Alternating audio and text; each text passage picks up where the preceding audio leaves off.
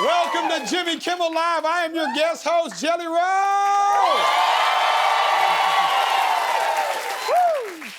Now, this is my fourth and final night hosting the show. I know, man. I'm sad, too. Jimmy will be back after Labor Day, and I am happy about that. He's healing up nicely, and his new tits look great. Guillermo, how do you feel about Jimmy coming back? Is he gonna watch this? Listen, I wish you can stay. You're doing a great job, and everybody love you. Yeah, everybody love you, man. We love you. We love you. Oh, I have been having so much fun this week doing this, y'all, and honestly, I've been feeling really good about myself until I turned on Jeopardy the other night. Country music for 800? I only talk to God when I need a favor, sang this man with a prominent cross tattoo. That's Jelly Roll. Oh, boy. Juvaria?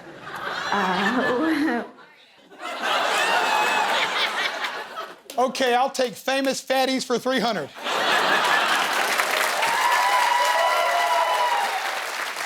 And I do want to thank my friend Jimmy for asking me to fill in for him. I don't fit the usual profile for a talk show host. I look more like a guy who would get a DUI on a tractor.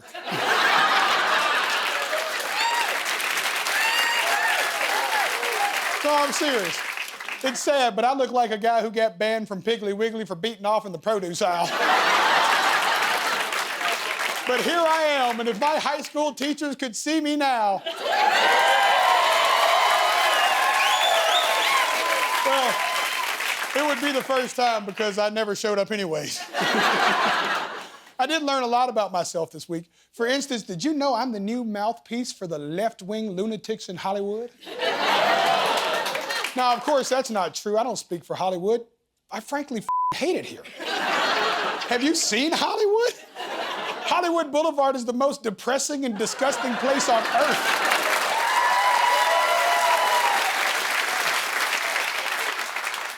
A lot of people seem to think these Jimmy Kimmel writers have secretly been pulling the strings and forcing this good old country boy to poke fun at our commander-in-chief. But let's be real about this, y'all. Do you think I would take orders from some sweaty little dork named Josh? No, I was just telling it like it is, and for some reason that seemed to freak a lot of people out. I guess now that I've lost all this weight, folks can finally see I have balls.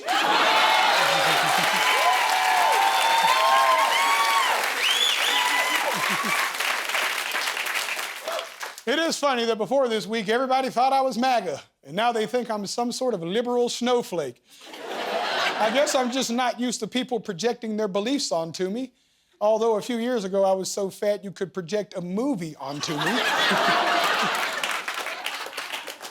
But I will say, nobody has overreacted more to my monologues this week than the talking heads on cable news. Jimmy Kimmel on vacation. It seems the only requirement to fill in is a case of full-blown TDS. Last week, Rosie O'Donnell. This week, country music star Jelly Roll took over and delivered a foul-mouthed rant, yes, about the president. I thought Jelly was a good guy, loves Jesus and all. That song saved me, but turns out he's a phony. Look at this. Just last month, he was raving about the president and praising the UFC fight on the South Lawn. What happened, Jelly? Guess Hollywood was calling and you saw a big break and maybe a big check. First of all, I didn't do this for the check. I'm rich, y'all.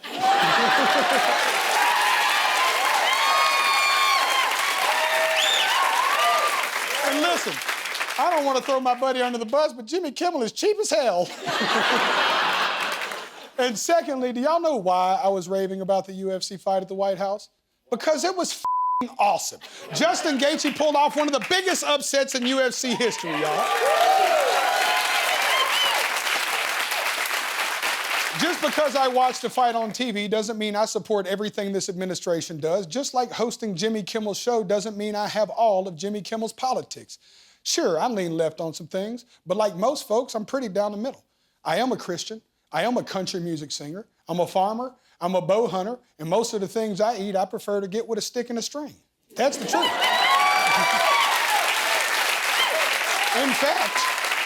In fact, the second I leave here, I'm going elk hunting. And I'm going to send the vegan producer Erin her own elk steak.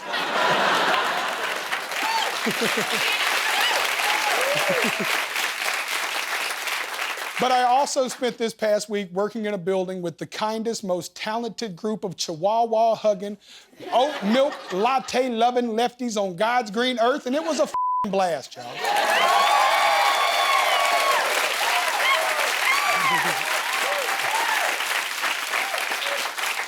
And I truly am gonna miss all of my communist Antifa friends here on the staff of Jimmy Kimmel Live.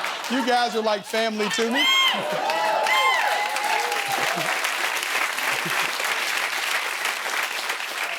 And on a serious note, this was the first place that I ever got to sing a song on national TV. My first single, even before it went big on country radio. Jimmy believed in me. He brought me here. I got to do my first skit here. I sat on the couch for the first time here. I got to sing with Cleto, God rest his soul. And last year, they gave me a chance to host this thing for the first time, y'all.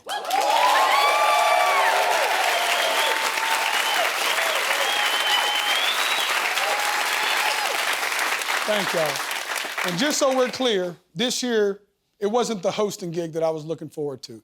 It was the platform to get some very personal stuff off of my chest. So if y'all don't mind, can I get serious for a moment? For the last 6 months, I've watched people decide who I am, what I believe, what I support, and what I don't support. And I felt that even more this week just because I told a couple of jokes. And honestly, this goes back further for me, y'all. This goes back to February of this year. I won my first Grammy. Actually, somehow on that night, I won 3 of them.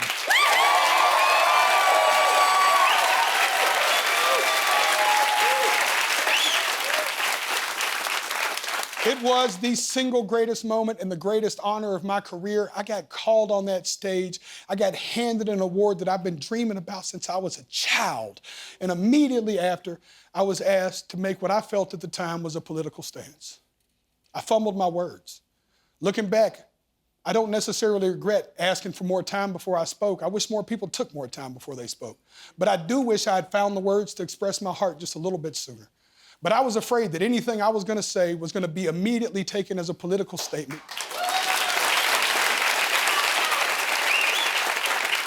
And ironically, by trying so hard not to make a political statement, I became one. I spent my entire career trying not to belong to a political party. Partly because until March of this year, I wasn't even allowed to vote.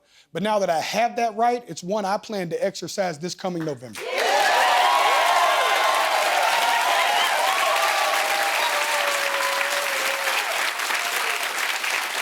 It's simple for me, y'all. I always wanted the recovering addict, the felon who is trying to change his life, the single mama working a double hard for her family, and everybody else that ever felt forgotten to know that I represent those without representation.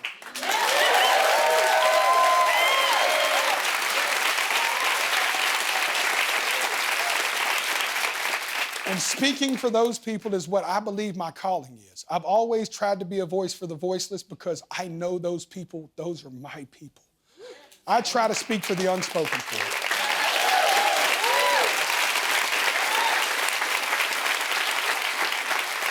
And that night at the Grammys, I had an opportunity to speak up for people who were scared, hurting, and felt like nobody was speaking for them.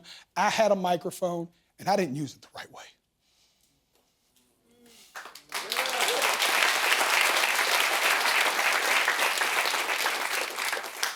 But my daddy always told me,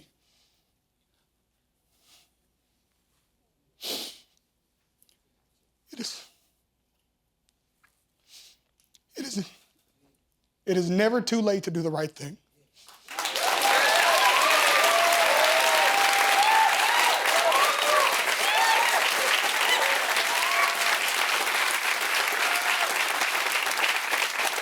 So I'm going to try to do the right thing right now. Because human dignity isn't Republican nor Democrat. Compassion isn't left-wing and mercy isn't right-wing. Pain and healing knows no partisanship. Hurting hearts are more important than poll numbers, and there are no boundaries or borders for broken families.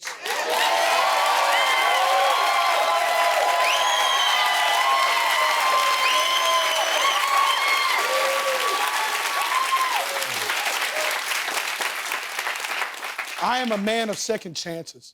I have joked all week long on this show about how I'm a convicted felon who was given the opportunity to change his life. And the fact is, that wasn't a joke, y'all. This country gave me room and a chance to become something more than the biggest and worst mistake I ever made. I got to build a life, I got to make music, I got to take care of my family, and I got to stand on that stage that night and win a Grammy, and that is the American dream.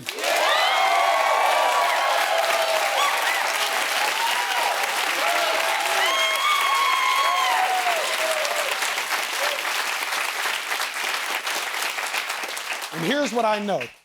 The American dream can't just be for people like me. It can't be for just people like me. Second chances, grace, dignity, opportunity, it can't just be for people like me. Redemption, empathy, decency, and hope, it can't just be for people like me. The American dream should be for everybody.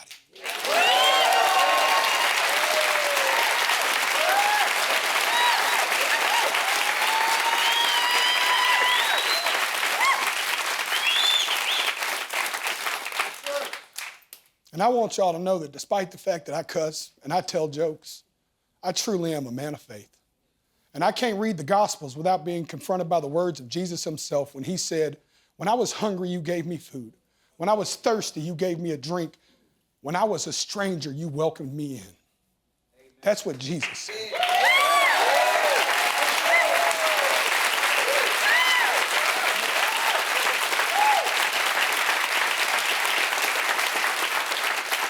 He also gave us 2 commandments. Love God with all your heart and love your neighbor as yourself. And that's what I should have said that night. There wasn't an asterisk after neighbor. There wasn't a political party exemption. It did not require us to know what country you were born in. There wasn't a sentence afterward that said, unless you're afraid of them. It just said, love your neighbor.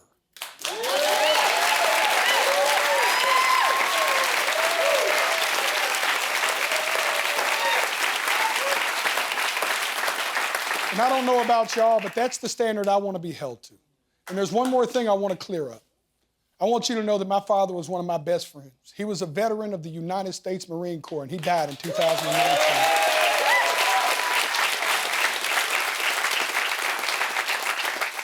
And this might be a hot take, but out of respect for him and everybody who has ever served and continues to serve this country, I will always shake the hand of the sitting president of the United States when asked. My father would have been disappointed had I done anything other than that. I'm proud that I was able to shake the president of the United States' hand. I'm also proud that I live in a country where I can make jokes about him. Ain't that what's great about being an American? The democracy, the freedom of speech?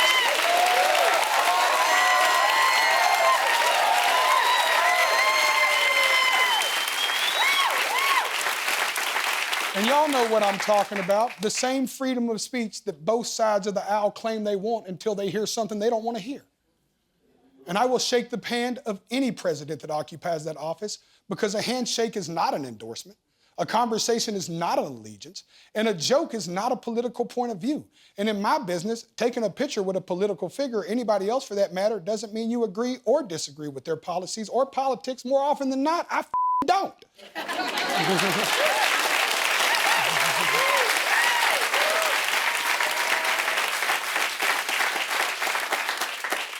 I want to leave y'all with this because I was scared to tell this story. It's so personal. My father, Buddy D. Ford, God rest his soul, was a blue-back Democrat, and his brother was a red-hat Republican. And this might be hard for people to understand out there, but they were absolutely best friends. And when my father was in hospice on his deathbed, and I had the opportunity to ask him everything I wanted to know, I said, "Dad, how are you and your brother so tight when y'all didn't agree about anything?" And he looked at me and said, "Son, we agreed about hundreds of things. We only didn't agree about a few things. And we were not going to let the few things we didn't agree about define our entire relationship." I've been thinking about that a lot.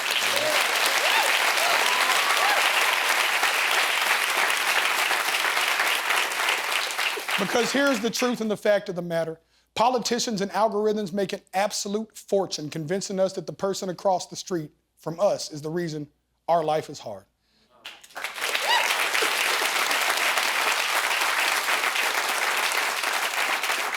And transparently, I don't know how qualified I am to be standing up here talking about this. I don't have any qualifications at all. But something I've learned about God over the years is he doesn't have much of a history of waiting around for perfect people. So if being imperfect is the only qualification I need, hell, I might be the best candidate. And I just want us to remember that the person across the street from us is a human being before they're a voter. And what I want to ask of myself is to defend human dignity even when it could cost me something. It hasn't been easy being on this show this week. I knew what kind of a storm I was going to cause, and I was okay with that. Because I told myself I would never be so afraid of being called political again that I didn't say what I know is right.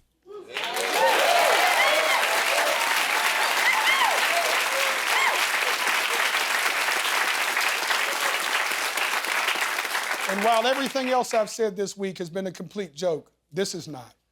Our leaders on both sides of the aisle are doing an absolute job of trying to bring us together, y'all.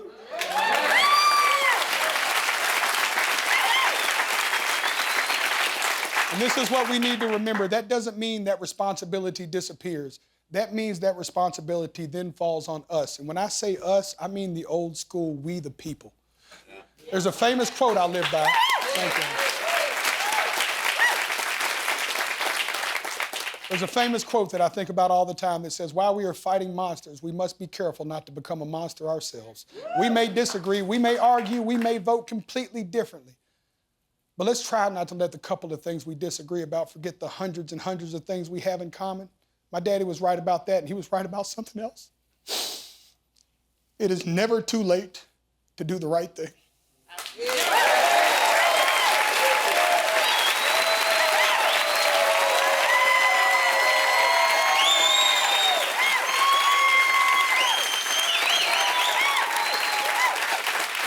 And I hope that tonight, while he's looking down from heaven, I made him proud.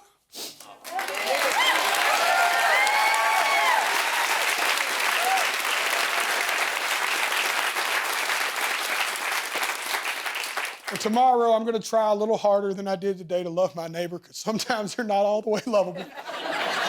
And I hope y'all will do the same thing. I'm going to go back here and cry. We got to take a quick break, but stick around. We got a lot more coming for you.